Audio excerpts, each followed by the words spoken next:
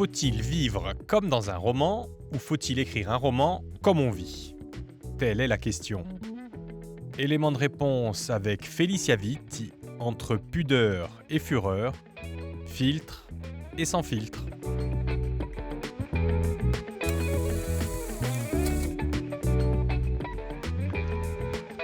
C'est par là que ça se passe. Et bienvenue dans votre vie, Félicia. C'est par là que ça se passe d'ailleurs. Hein, on va la retracer, votre vie, à travers les photos marquantes de vous et de ceux qui étaient avant vous. Et on va commencer là, si vous le voulez bien. Oui, bien sûr. Qui en a là? On a mon grand-père, Antoine, et ma grand-mère, Marie-Antoinette, Mouzéli. On est dans la famille, côté maternel là. Du Hein. côté de ma mère, oui, Ouais. exactement. Les Mouzéli. Alors, Avec. il est intéressant le grand-père. Oui, oui, il est super intéressant. C'était une figure particulière. Une petite légende du poker et un, un poète à ses heures et un grand sportif aussi. Et tout ça à Lévis. D'abord, en fait, à Lévis, donc ils sont nés à Lévis, mes grands-parents, mais ils ont passé une grande majorité de leur vie à Mitry-Mory, en banlieue parisienne, où mon grand-père travaillait comme prof de sport. Et c'est là que ma mère est née. D'accord. Et votre maman? C'est laquelle là des deux? C'est la plus petite. C'est la plus petite, Noël. Oui, Donc. c'est ça, Et Noël, on va la retrouver là. exactement. Parlez-nous un petit peu de Noël. Qui c'est Noël? Ouais, Noël, c'est ma mère, Noël Mouzet. C'est une figure importante dans ma vie. Ma mère, elle est assistante sociale à l'enfance. Elle a travaillé pendant 35 ans comme assistante sociale et elle s'est vraiment toujours occupée des enfants. C'était vraiment un sacerdoce. Et ça, c'est le côté professionnel. Et personnellement, qui c'est Noël? Alors, c'est une femme très joyeuse. Joyeuse. Oui, oui, très aimante. Ouais. Une mère vraiment inconditionnelle. C'est une super maman. On dirait qu'elle a été là pour être Ah bon? Oui, oui. J'ai deux sœurs. Sa mission sur Terre, c'est ça- d'aider les autres et d'être une super maman. Bah, en tout cas, pour nous, ça a été. C'est vraiment quelqu'un à qui je peux téléphoner dès que j'ai un problème, dès que j'ai besoin de quoi que ce soit. Elle est là pour moi. Elle sait écouter. Elle est là pour mes sœurs. Elle a été là aussi pour les enfants de son nouveau mari. Oui, parce qu'effectivement, il y a des histoires. D'abord, on va commencer par le premier homme de sa vie, hein, qu'elle rencontre quand elle est en vacances d'ailleurs, quand elle vient à Lévis en vacances cet été. Un jour, elle tombe amoureuse de lui. Oui, le cow-boy Le cow-boy de Lévis. Lévis. Qui c'est lui? Mon père, Jean-Jean, Jean, dis Jean-Jean. dit Jean-Jean. Qu'est-ce qu'il fait dans la vie à l'époque quand elle retrouve votre maman? Alors, il commence certainement ses aventures d'agriculteur. Il a un ranch, des vaches, il fait du cheval. Il a une vie un peu lévianaise, très corse, très ancrée dans la montagne. Et d'ailleurs, vous naissez combien de temps après leur rencontre? Il me semble 4 ans après. 4 ans après. On vous voit là, avec votre papa. Donc on a bien compris, lui agriculteur, à cheval, un homme de la nature. Mais quoi d'autre?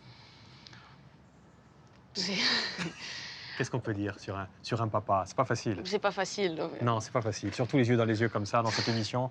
Quand il vous regarde, c'est pas facile de lui dire. C'est un père qui a une aura très particulière. Ouais. Il est très aimé dans le village, il est très connu en fait. Moi, c'est vraiment mon papa. C'est quelqu'un qui attire beaucoup de monde à lui. Il a souvent fait des grands repas dans la montagne, au Piane, parce qu'on a des propriétés au Piane, au-dessus de Lévis, près de Coucouroute. Et il a toujours été très entouré, ça a toujours été très joyeux Autour de lui. autour Quoi. de lui. Ouais. Donc ça matchait bien avec votre maman, sauf qu'à un moment, ça va plus matcher parce qu'ils vont se séparer quand vous avez 4 ans, je pense. 4 ans. 4 ans. Lui, il reste à Lévis. Et vous allez avec votre mère. Et je l'ai matérialisé comme ça, le petit voyage. Hein. Ouais. Vous allez à Sartène, en fait. Oui, on va à Sartène parce que maman travaille à Sartène et Ouais. on déménage à Sartène. Bon, c'est pas très loin de Lévis, hein, c'est Non, à une non. demi-heure, donc ma vie, elle a été... Vous vous en souvenez de la séparation? Vous vous souvenez un petit peu de comment ça se passe? Très vaguement, très Ouais. vaguement. Vous savez, quand on est enfant, quand c'est jeune, on n'a pas beaucoup de souvenirs de ce genre de situation. Je me rappelle quelques souvenirs quand ils étaient ensemble. Je me rappelle d'une fois où ma mère s'énervait peut-être pour quelque chose d'un peu pas très important et mon père l'a soulevé, l'a prise dans ses bras et l'a monté à la maison comme ça. Enfin, ça, Ah ouais, c'est c'était super ça, romantique. c'est un de mes souvenirs d'enfance de mes parents ensemble. Hmm. Après, j'ai plein de souvenirs avec ma mère quand on est arrivé à Sartène et tout, quand on a commencé. Elle va refaire sa vie à Sartène, elle, hein, justement, où vous allez avoir deux sœurs. Oui, c'est Hein? ça, Exactement. mes petites sœurs. Est-ce qu'on va aller voir sur les photos d'après? Je ne sais pas, vous allez me dire, parce que votre vie, elle va se partager désormais entre Sartène avec votre maman et de temps en temps à Lévis avec vos grands-parents et vos cousins. Exactement. Hein? C'est comme ça que ça se passe. Oui, alors tous les week-ends, on était au village, hein, on était toujours tout fourrés ensemble, on jouait au village. C'était vraiment une enfance merveilleuse où on a fait que des bêtises Ouais, donc, tous ensemble. C'était parfait parce comme vous pouvez le voir, ma tante a fait plus d'enfants que ma mère et du coup, on était une fratrie tous ensemble de cousins. et donc là, la vie est belle, finalement. Vous ne souffrez pas trop, a priori, de la séparation. Alors, vous allez m'expliquer pourquoi. Hop, on va aller sur cette photo-là. Et pourquoi votre enfance est empreinte un peu de mélancolie, parce que là, on voit beaucoup de mélancolie quand même quelque part dans votre regard. Ah, vous me trouvez mélancolique? Un peu là, un peu, un peu. J'ai toujours été un peu comme ça, je pense que c'est dans ma nature. J'ai toujours été un peu pensive, un peu dans mon imaginaire, grande rêveuse, perdue dans les lectures, dans tout ce qui pouvait me permettre de m'évader. Et c'est ça qui m'a construit aussi tout mon imaginaire et m'a permis aujourd'hui d'être une personne très créative. Donc cette mélancolie, elle aidait aussi à Ouais. pouvoir imaginer une autre vie. Eh bien, cette vie, la vôtre, on va pas l'imaginer, on va la voir se construire en photo. Allez, venez avec moi.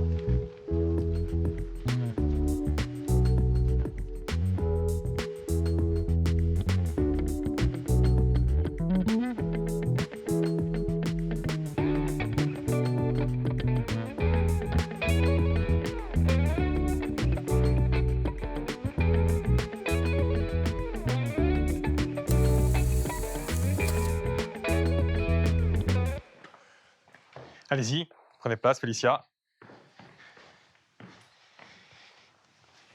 Et donc, et donc, et donc, il y a cette photo qui s'impose. C'est la photo à l'école, parce que l'école, c'est votre domaine quand même, hein? Ah oui? Bah oui, vous êtes bonne à l'école, non? J'étais plutôt douée, oui. Très bon élève.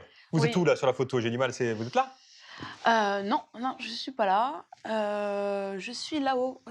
Ah oui, ben oui, vous avez le même Dans t-shirt le en même plus, ouais, t-shirt exactement. C'était peut-être le même jour qu'on prenait la photo. Oui, je pense que c'est la même, ouais. À l'école, vous êtes forte en français surtout. Oui, j'étais forte en français. Puis en rédaction, ce genre de choses. J'avais, une de mes, anciennes, maîtresses qui disait qu'en fait, quand on faisait des rédactions, mais même très petits, CE2, CM1, elle se passait entre maîtresses mes rédactions pour, se les faire lire tellement c'était impressionnant. Enfin, selon les dires Ah ouais, parce que de Céline Biancarel, qui je pense était ma maîtresse de CE2, à Sartène. à Sartène. Donc, quand on a cette enfance bercée comme vous, c'est normal de se retrouver en fac de droit à Aix.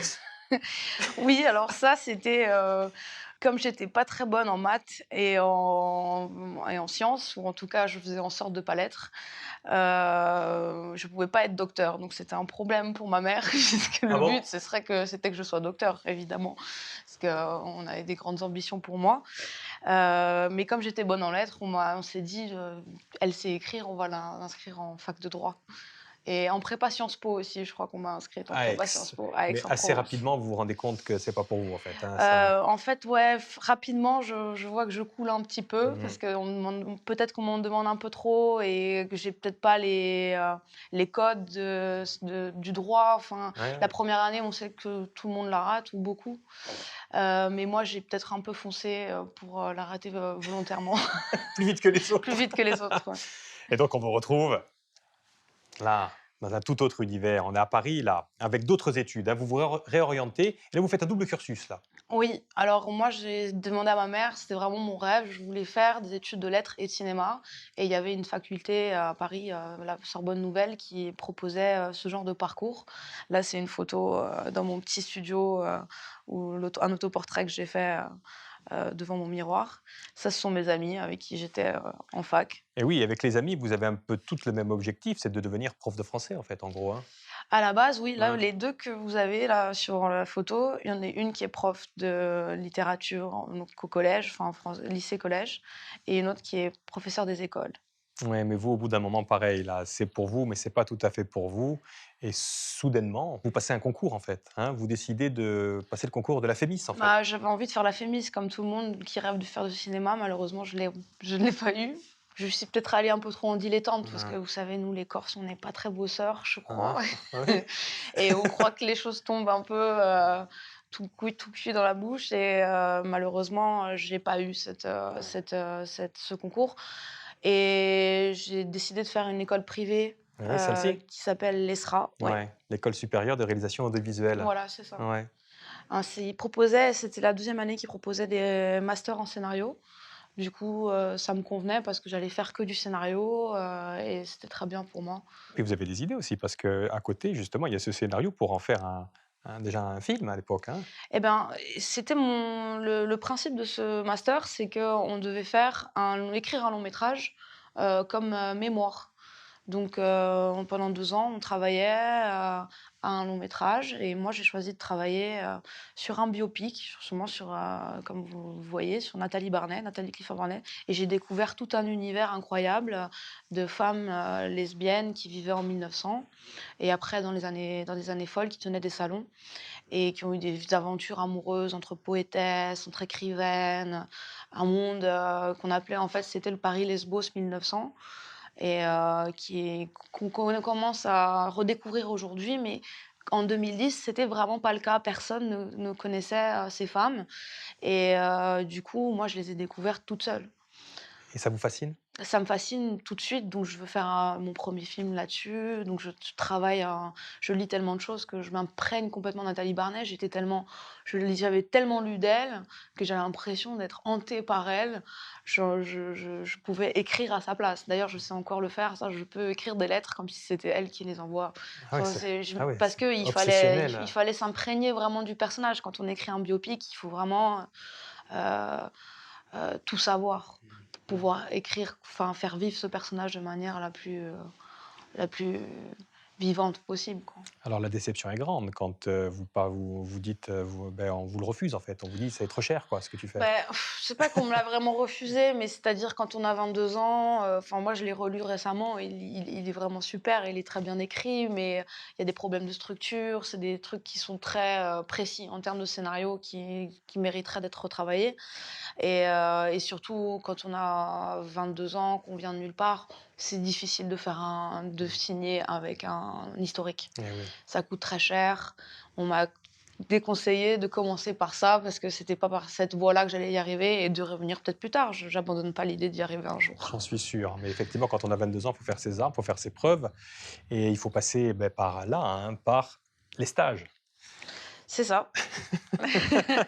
Mes amis, mes amours, mes emmerdes, c'est une série sur laquelle vous travaillez. Alors vous faites des stages, dans des boîtes de prod, Ouais. c'est quoi votre rôle d'ailleurs dans ces Alors, boîtes? quand j'étais stagiaire, mon rôle, c'était de lire tous les scénarios qu'on nous envoyait parce que les producteurs n'ont pas le temps de le faire, Mmh. de faire des fiches. Ça, c'était ce que je faisais en tant que stagiaire production. Chez Sama Productions, donc avec Alain Tortevoix, qui était à l'époque un gros producteur de séries TF1, M6. Et il m'aimait bien, Alain. Et il vous aimait bien, Et mais il vous dit: «Avec moi, tu vas quand même faire ton service militaire en fait quand même», c'est un peu ça. ouais. Il m'a dit, alors si tu veux être scénariste, il va falloir que tu ailles sur un plateau et voir comment ça se passe.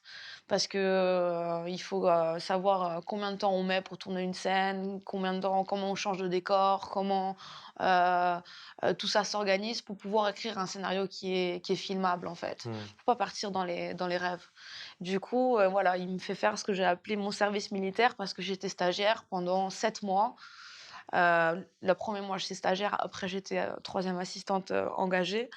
Mais du coup, 7 mois d'affilée sur Mes amis, mes amours, mes emmerdes, qui était une grosse prod TF1, comédie, Ouais. très. Qui a marqué l'histoire de la télévision. Hein. Oui, oui, mais vous pouvez imaginer le flux que Et oui, c'est et j'imagine la surtout ce que- pression. C'est un truc choral avec beaucoup d'acteurs. Il fallait leur courir après, quoi.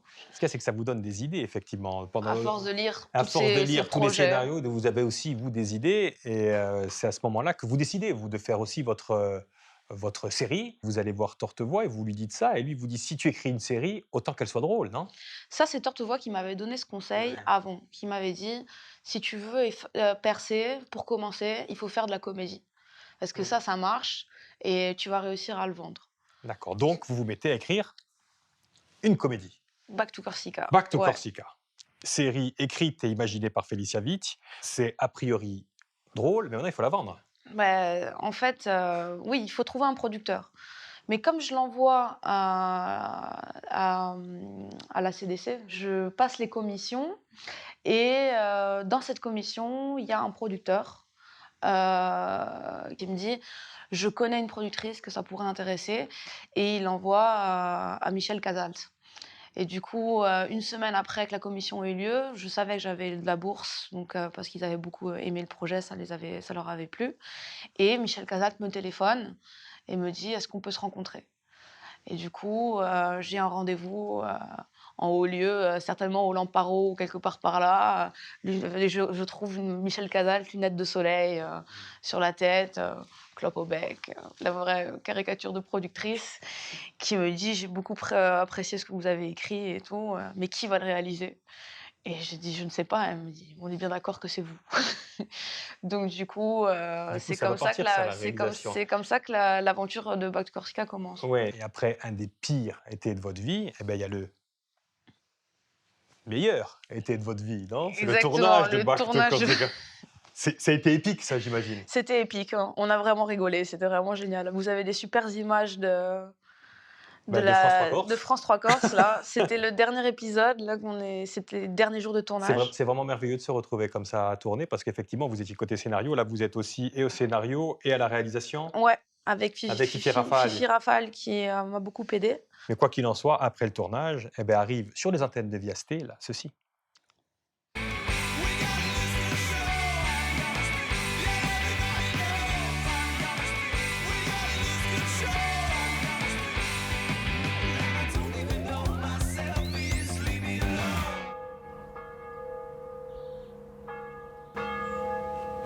Tu m'expliques pourquoi on rentre pas? Je déteste rentrer en retard à l'église, ok? De toute façon, je vais faire comme d'habitude, je vais dire à tout le monde que j'étais derrière.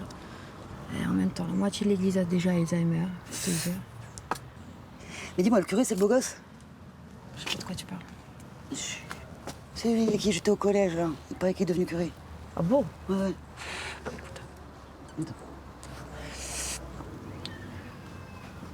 Tu viens de faire quoi, là? Rien. Je le kiffe. Oh, mais dis-moi, pourquoi ils choisissent toujours Pedranto comme parrain? Parce qu'il a des attributs que tu n'as pas, ma petite fille. Ça ne pouvait se tourner qu'à Lévis. Ça ne pouvait se tourner qu'à Lévis, oui. Parce que Back to Corsica, vous revenez vraiment chez vous, là, dans Back to Ouais. Corsica. Hein. C'est exactement ce que je voulais faire. Enfin, Ouais. je voulais une série qui fasse vraiment rire et qu'on ait envie de regarder, et comme ça, qui donne une impression estivale, de vraiment de manger un bout de Corse, quoi.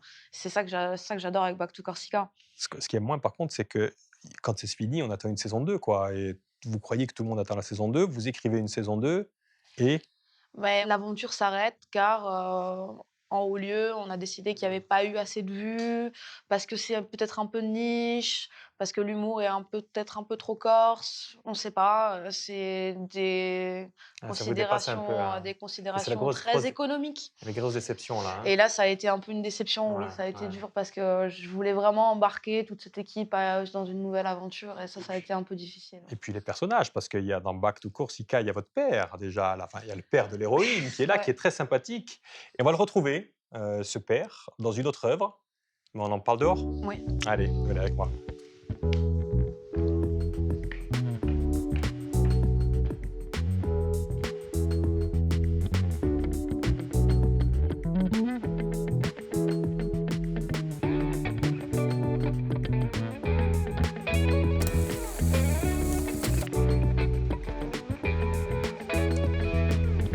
Félicia, on peut dire qu'après le refus de la saison 2, il y a une petite série noire hein, qui va commencer pour vous. Et ça commence ainsi, avec la période, période Covid. Période Covid, je pense que pour tout le monde, ça n'a pas été facile, mais la mienne, Ouais. elle a été spéciale. Ouais, vous, c'est la belle mélancolie là, hein, C'est qui ça. va venir. Hein. Qu'est-ce qui se passe lors du Covid? Je rentre en Corse, je m'enfuis comme beaucoup de Parisiens, enfin de Corses parisiens. Je saute dans un avion et je vais me confiner au village. Et comme vous pouvez le voir, je commence à avoir des tenues au bout d'un mois de circonstances. Mon père étant berger, je finis un peu entre François Sagan et bergère. C'est-à-dire que moi, je voulais écrire et lui, il voulait que je sois en train de l'aider à la ferme. Donc j'ai dû mêler les deux pendant Ouais. toute cette période un peu mélancolique du confinement, quoi. Ouais, mais vous résistez à votre papa qui va à tout prix de faire vous une bergère. Ouais, enfin, Ouais. vous voyez, je résiste pas trop, mais Et pour vous occuper, vous écrivez des séries, c'est ça. hein, encore une fois. Super série, ça. Hein, vous m'avez envoyé le synopsis. Alors, en plus, c'est une série qui aurait dû être interactive. Interactive, ouais. Parce qu'elle va être refusée, en fait. Hein, mais racontez-nous le principe, en fait. Hein, L'histoire, c'était le pitch de cette série, c'est qu'on suit l'histoire d'une photographe qui est amoureuse de 2 filles. Et en fonction des choix qu'on lui fait faire, c'est-à-dire des choix les plus anodins dans sa vie, on modifie sa trajectoire amoureuse et elle finit avec l'une ou l'autre des filles. Et en fait, c'est pour montrer à quel point les petits événements du hasard peuvent complètement modifier la vie. Et c'était un projet qui me tenait beaucoup à cœur, mais finalement qui n'a pas vu le jour. Ouais.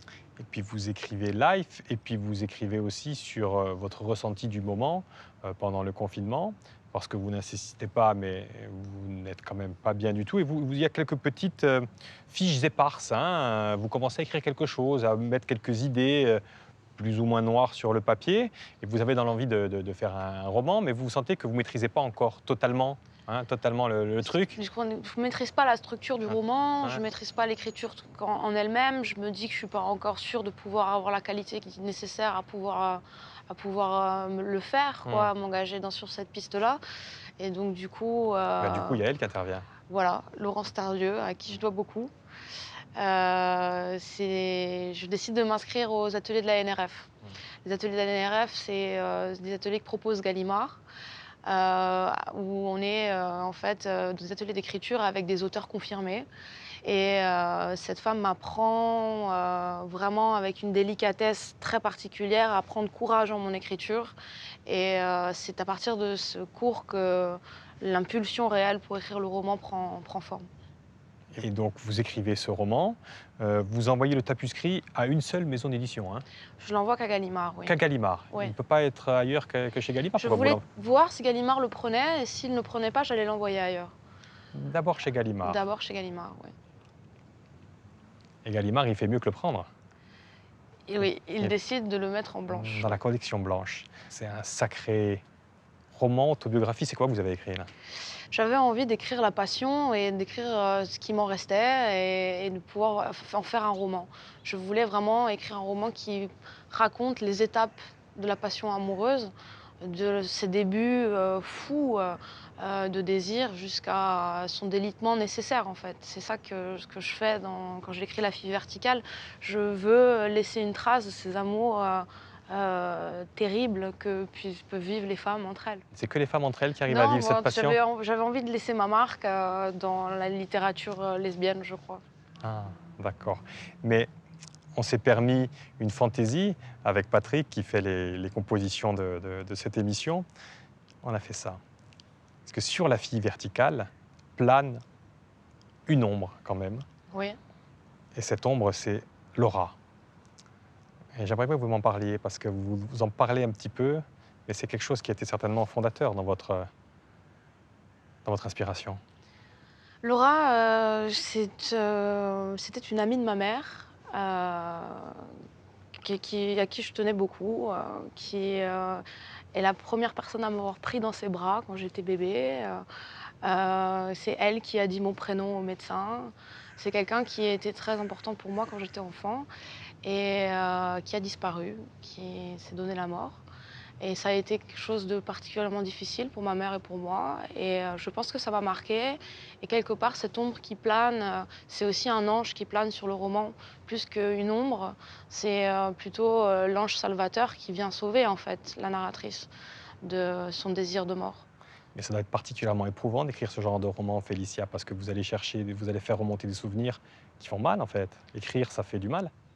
Oui, ça peut être très douloureux, oui. Je ne cache pas que j'ai pu verser quelques larmes en écrivant La fille verticale. Je ne peux pas vous le cacher. Oui. Ouais. Et il y a une autre surprise dans ce roman. Ben, c'est celle-là. C'est votre papa.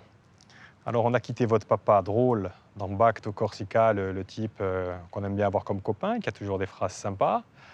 On a quitté le papa que vous nous avez décrit en première partie d'émission, qui est l'homme que tout le monde a envie de connaître. Et puis, il y a quand même le papa qui est décrit dans le roman, là, ou dans le livre, en tout cas. Mon pauvre père, Ouais, ouais. qui reste quand même une matière artistique pour moi, parce que je pense que ça me permet d'essayer de comprendre la relation. C'est très fort, la relation père-fille, donc c'est quelque chose de... C'est inépuisable comme sujet. Donc oui, effectivement, dans le roman, j'amorce une réflexion sur le duo qu'on peut former, malgré le fait qu'on soit un père et une fille, et comment ça se construit et comment ça se déconstruit. Et il fait partie... Enfin, en tout cas, pour la narratrice, je me suis inspirée de ma relation avec mon père. Et il existe avec sa part d'ombre, oui. Comme moi, j'existe avec ma part d'ombre. On a tous une part d'ombre. Clairement, mais c'est incroyable d'être allé aussi loin de vous. J'en reviens pas de ce livre. Il a lu, lui, le livre? Je ne sais pas. Vous lui avez pas demandé? Je ne lui ai pas demandé, je ne l'ai pas encore vu. D'accord. En tout cas, vous suivez votre route dédiée à l'écriture et vous écrivez merveilleusement bien. Franchement, vous avez raison, vos profs, les institutrices, de faire lire vos rédactions. Et on va finir avec ça, justement. Nathalie Barnet aussi est toujours là. Hein. Oui, oui. Elle vous accompagne, vous remettez au goût du jour ces vieux écrits, vous faites ça. même les préfaces, parce qu'elle a ses amours passionnels, elle a un grand amour qui l'a marqué à vie, Nathalie Barnet. Et vous, c'est comme si avant de la lire, et vous avez vécu ensuite cet amour passionnel. C'est assez marrant, non? Vous ne trouvez pas? Oui, oui, c'est ça. Ouais. Ben, je pense que dans une vie de femme, on rencontre l'amour, passionnel. Nathalie Barnet a noté tous ses amours et moi j'avais envie d'essayer de les noter. D'accord. Ok. Et vous voulez faire une fiction, d'ailleurs, dessus? J'aimerais bien faire une Ouais. fiction sur Nathalie Barnet, ce serait vraiment un de mes rêves. Vous avez commencé à l'écrire? J'ai commencé un peu, oui, Donc la vie ne fait que commencer, en fait. c'est ça. Hein? Allez, venez à côté de moi, la dernière photo avant de vous laisser continuer votre vie, Félicia. Ouais. Hein? Voilà. Merci infiniment, belle découverte. Vous me tiendrez au courant quand votre père aura lu le livre. Hein? D'accord. D'accord, vous m'envoyez un texto. Et nous, on continue de vous suivre. Et un Back to Corsica 2, on le veut vraiment. Hein? Ah, Ok. ça, ce serait magnifique. À bientôt. Ciao, ciao.